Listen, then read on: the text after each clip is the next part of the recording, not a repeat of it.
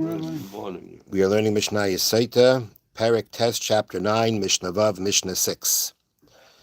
Okay, continuing with the ritual of Eglah Rufa, Ziknei Oisa Ha'ir, the elders of that city, meaning not the elders of the Sanhedrin. They've already left. They measured the body to the closest town. They have now left, and it's the elders of the city that we've already mentioned before, that they bring the Eglah down to a valley of hard ground. They cut it from the back of its neck. And now the next thing they do is Ziknei Oisa Ha'ir, the elders of that city, Reichatzin Es Yadein Bamayim. They wash their hands with water, the Mekayim Arifa Shel Eglah, where they cut the neck of the Eglah. V'oimrim, at that spot they wash their hands. V'oimrim, and they say, Yadeinu Leishavchu Es Hadam Hazeh. This is quoting from the Torah. The Torah says this is what they say. Yadeinu Leishavchu Es Hadam Hazeh. Our hands have not spilled this blood. Ve'einenu leira'u, and our eyes did not see. So the Mishnah says, like, this seems a bit perplexing. V'chi al dateinu also sheziknei beis din shevchi damim hein. Are we considering that the elders of the rabbinical court of that town are people who spill blood? They're murderers. If the fact that they have to proclaim we didn't spill the blood sounds like there's some kind of suspicion on them for killing this man, and they have to declare that it's not so. But why would we think that such people would be murderers? Ella, rather, what the Torah means to say here is, what they're declaring is, Shleiba liyadena patronu b'loy mazin. He did not come to us, and we let him go without giving him food, without giving him supplies. Meaning, when they say we did not spill his blood, it means we did not do anything that would contribute to his death in some manner. And if we would have allowed him to leave without food, then we would have been contributing to what happened to him, because it's quite possible, and I'll read to you here from the notes how this is explained, a person who has no food might be forced to turn to robbery, which may result in his death at the hands of his intended victims. If he doesn't have food, he's going to get desperate. If he gets desperate, who knows what he's going to do? And because he's going to try to rob someone, they may kill him for that.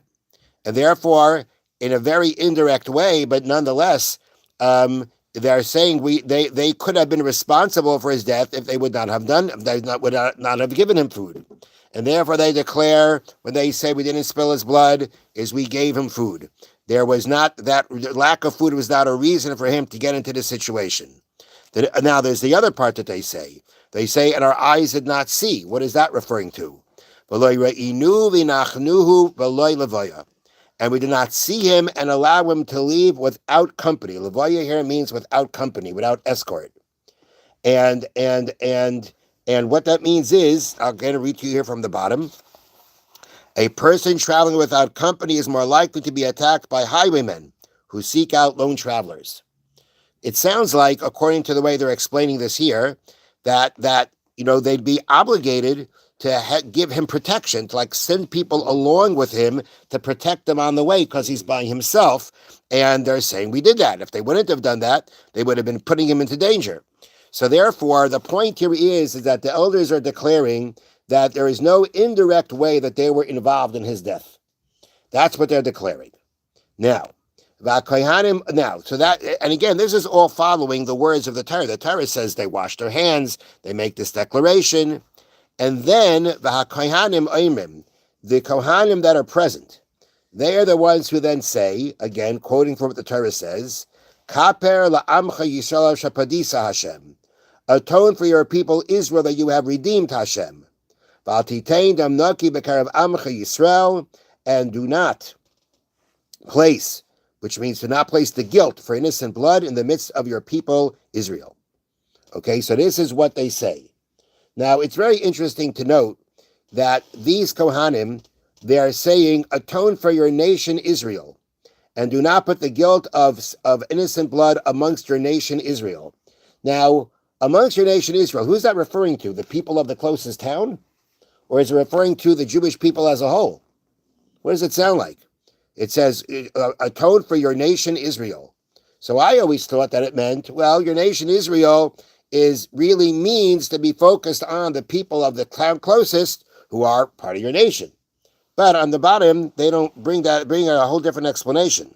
It doesn't mean that way, and their explanation really fits into the words better.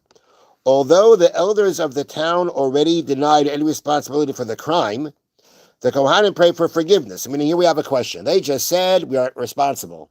So what's this forgiveness what's the forgiveness that the Kohanim are talking about?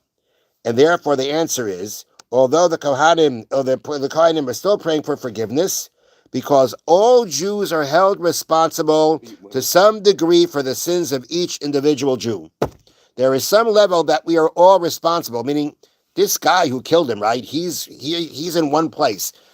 Jews are all over the place, right? What connection do they have? But there is this concept of Kol Yisrael Arevim Zeh Lazeh. We are all responsible for each other. We're all one. And therefore, all Jews are held to some degree for the sins of each individual Jew. So when we're talking about something as serious as murder, therefore, the process is done by the elders of the town closest to where it happened.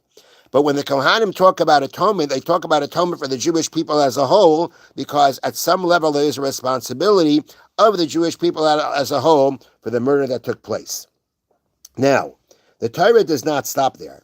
Actually, the Torah, it says, the Kohanim say, Kaper la'amcha Yisrael asher padisa Hashem, atone for your people Israel that you have redeemed Hashem, v'atitein dam naki b'karav amcha Yisrael, do not place the guilt of innocent blood in the midst of your people Israel, v'nikaper lahem adam, and then the blood shall be atoned for them. Those are the words that the Torah says after, these are the words of the Torah that follow. So now the question is like this, who's saying those words? V'nikaper lahem adam means, and the blood will be atoned for. Are the Kohanim saying those words? Is that the conclusion of the Kohanim's words? So the Mishnah says, Lo yitzricham loimer v'nikaper lahem adam. The Kohanim did not need, or actually it wasn't for them to say that the blood will be atoned for them, because, as I bring down here, the Kohanim can only pray for atonement. They cannot grant atonement. How can they say the blood is going to be atoned for? They can't say that. They can pray for the atonement, but they can't declare it. And therefore, it is actually not the Kohanim saying those words, El Ruach HaKodesh Mevasartan, but rather, it is the divine spirit, meaning it's the Torah, it's Hashem letting them know. That when you do this, meaning when you go through the process of Egla Rufa, Hadam Eskaper Lahem, the innocent blood that was shed will be atoned for you, and the Jewish people will be forgiven. So those last words of Nikaper Lahem Adam, and the blood shall be atoned for them, is not the conclusion of the Kohanim's words, but rather the Kohanim finish saying what they say when they say, do not put the guilt for innocent blood amongst your nation Israel. And then it's the Torah, it's Hashem that then says, V'nikaper lahem adam. By doing this, the blood, innocent blood that was spilled, you shall be atoned for it because of the Egla Ruva ritual that you did. Have a wonderful day and a wonderful Shabbos. Thank you, Rabbi. The question is, what did they do